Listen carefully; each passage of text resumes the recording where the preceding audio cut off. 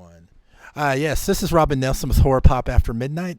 I'm here with martial artist, writer, director William Lee, who did Treasure Ninja Films Part 1, and we just got done seeing Part 2. Thank you for coming on. Thank you very much for having me. Appreciate it. So the first one, Treasure Ninja, was like 35 years ago. So what decided you to wait 35 years later to do the sequel? Very good question. Actually, after we did Treasure the Ninja in 1987, I sort of moved on with my life. I didn't expect it to do much.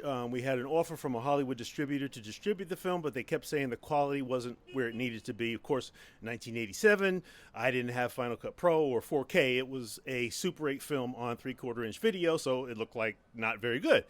So we sort of put it to the side. I went on with my life. And then about 10 years ago, I started getting emails from people saying, hey, are you going to do anything else with Treasure of the Ninja? And these letters were coming from Korea, United Kingdom, India. And I'm wondering, how the hell did these people see Treasure of the Ninja? Because I made like 100 VHS copies and sold them out of the trunk of my car. Well, as it turns out, there was a lot of bootlegging going on and pirating and all, you know how it works.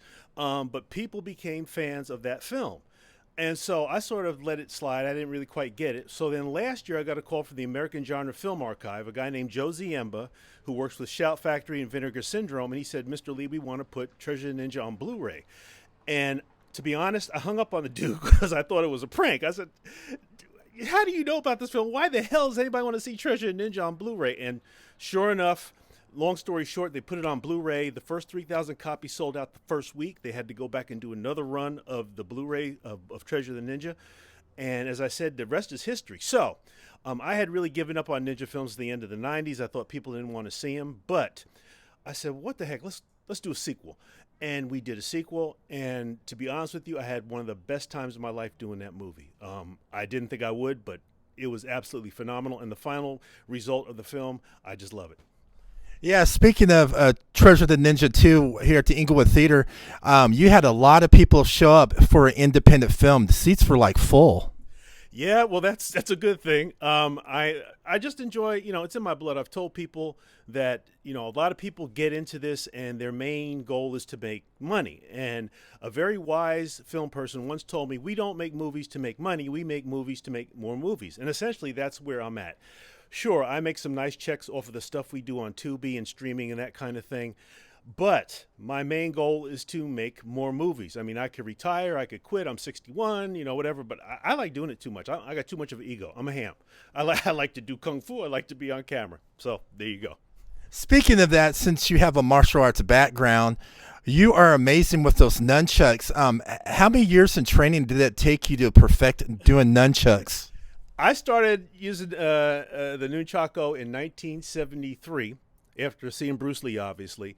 I'm totally self-taught. All my weapon skills, I never had a master. I just, by sight. It's sort of like the musician who doesn't read music. They just sort of do it by ear. My martial arts was self-taught, except for my Shaolin Kung Fu training, which was with a guy named Mustafa Kenyatta, who was a very traditional Kung Fu teacher. And, I mean, if you've seen the film 36 Chambers, I kid you not, that was how we trained. It was brutal. It was very hard. We were physically abused, which, I mean, it's Kung Fu. What are you going to do? But it wasn't like I went to a mall and I paid $50 and they gave me a black belt. No, we trained. This finger, my Kung Fu teacher broke my hand. I was knocked unconscious one time. On Sundays, we would be in a concrete building with no insulation, standing in what is known as a horse stance, and he would just pummel on us for an hour. The reason behind that was he wanted us to understand what it meant to be hit, so that before we fought somebody, we understood the pain we were about to inflict on someone. So it sort of made you think before you actually got involved in fights or in violence of any kind. So yeah, I've been there and done that, and the nunchako, the eskrima sticks, all that stuff was self-taught. Yeah, you were talking about earlier before we watched both films about Ninja Hunter, and you had a cinematographer who didn't know what he was doing. So, will there be another Ninja Hunter movie? Will this film ever show up? The Ninja Hunter, there are pieces of footage. In fact, there is a VHS tape in my collection at home somewhere where I took the usable portions of Ninja Hunter and made a spoof. I actually made a spoofy Kung Fu movie of a spoofy Kung Fu movie. I will promise everybody I will go to see if I can hunt that up. I will actually post that on YouTube so people can see it. But what I did was I took all the usable footage and then I did all the voices myself. I made it over the top. It was silly because we were so heartbroken that we had spent 14 weeks shooting a film that 98% of it was out of focus and we couldn't use any of the footage. And I don't speak about it publicly a lot because, for one, I sort of forget about it, but number two, it's painful because we had a lot of people.